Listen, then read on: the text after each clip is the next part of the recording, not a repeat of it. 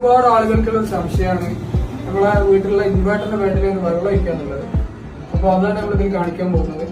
ഇപ്പൊ എല്ലാ ബാറ്ററിക്ക് ഇതേപോലെ തന്നെ 6 ഫ്ലോട്ടുകൾ ഉണ്ടാവും വാട്ടർ ലെവല്. അപ്പൊ ഇതില് നിങ്ങൾ കണ്ടില്ല ഉള്ളിൽ ഇതേപോലെ നീഡിലുണ്ടാവും. ഈ നീഡിൽ വെള്ളം കുറയുന്നതനുസരിച്ച് ഈ നീഡിൽ ഇങ്ങനെ താഴ്ന്നു വരും. അപ്പൊ ഈ അടിഭാഗത്ത് റെഡ് ലൈൻ ഉണ്ട്. ഈ ലൈന് വരെയാണ് ഈ നീഡിൽ താവാൻ പാടുള്ളൂ. അപ്പൊ ഈ ലെവലിൽ എത്തുന്ന സമയത്ത് നമ്മൾ ഓരോ സെല്ലുകളും അയച്ചിട്ട് 6 സെല്ലുകളിൽ നമ്മൾ സെപ്പറേറ്റ് ആയിട്ട് വെള്ളം ഒഴിക്കണം. ഒരു 6 മാസം കൂടുമ്പോഴാണ് നമ്മൾ ശ്രദ്ധിക്കേണ്ടത്. പിന്നെ ഇതിൽ എങ്ങനെ വെള്ളം ഒഴിക്കലെന്ന് ഒരുപാട് ആൾക്കാർക്ക് സംശയം ഉണ്ടാവും. വെള്ളം ഒഴിക്കണം എന്ന് പറഞ്ഞാൽ 2 ഓപ്ഷൻ ഉണ്ട്. നമ്മളിപ്പോ ഈ വാട്ടർ ലെവൽ ഊരിയിട്ടാണെങ്കിലും വെള്ളം ഒഴിക്കാം. പക്ഷേ ഇങ്ങനെ ഈ വാട്ടർ ലെവൽ ഊരിയിട്ട് ഇതിൽ വെള്ളം ഒഴിക്കണം എന്ന് പറഞ്ഞാൽ നമുക്ക് കറക്റ്റ് അളവ് കിട്ടില്ല. അപ്പൊ നമ്മൾ വെള്ളം ഒഴിക്കുന്ന സമയത്ത് ഇപ്പൊ ബാറ്ററി വാട്ടർ ഓവറായി കഴിഞ്ഞാൽ ചാർജിങ് സമയത്ത് വെള്ളം നന്നായിട്ട് പുറത്തേക്ക് പോകുന്ന അവസ്ഥയൊക്കെ ഉണ്ടാവും. അപ്പൊ അതില്ലാതാക്കാനാണ് ഇതിന്റെ എല്ലാ ഒരുവിധം കമ്പനികൾക്കൊക്കെ ഇതിന്റെ മുകൾ ഭാഗത്ത് ഇതേപോലത്തെ ഒരു ടോപ്പ് ഉണ്ട്. അത് 1 രൂപന്റെ കോയിൻസ് വെച്ചിട്ട് അയക്കാൻ പറ്റും. ഇത് അയച്ചു കഴിഞ്ഞാൽ നമ്മൾ ഇതിൽ വെള്ളം ഒഴിക്കുന്ന സമയത്ത് ഈ വാട്ടർ ലെവൽ ഇങ്ങനെ പൊന്തി വന്നിട്ട് ഇതിന്റെ മുകൾ ഭാഗത്ത് ഒരു ഗ്രീൻ മാർക്കിംഗ് ഉണ്ട്. ഈ മാർക്കിങ്ങിൽ എത്തിക്കഴിഞ്ഞാൽ നമ്മൾ സ്റ്റോപ്പ് ചെയ്യണം.